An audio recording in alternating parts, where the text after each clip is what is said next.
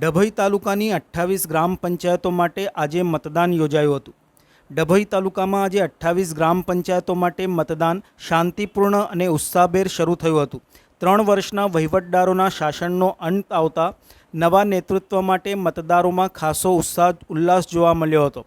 પનસોલી સહિત અનેક ગામોમાં વહેલી સવારથી જ મતદારો લાંબી લાઈનોમાં જોવા મળ્યા હતા।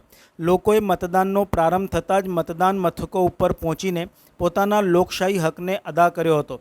આજરોજ યોજાઈ રહેલા મતદાનમાં 22 સરપંચ પદ અને 90 સભ્ય પદ માટે ચૂંટણી યોજાઈ રહી હતી, જ્યારે 5 સરપંચો બિનહરીફ ચૂંટાઈ આવ્યા હતા। મતદાનની પ્રક્રિયા ડભોઈ તાલુકાના 57 બૂથ ઉપર બેલેટ પેપર દ્વારા શરૂ થઈ હતી। સ્થાનિક પ્રશાસન અને પોલીસ તંત્ર દ્વારા શાંતિપૂર્ણ મતદાન માટે જરૂરી બંદોબસ્ત ગોઠવ્યો હતો। મતદારોએ પોતાના મતાધિકારનો ઉપયોગ કરી ઉમેદવારોનું ભાવિ મતપેટીમાં સીલ કર્યું હતું। હવે આગામી 25મી તારીખના રોજ પરિણામ સામે આવશે।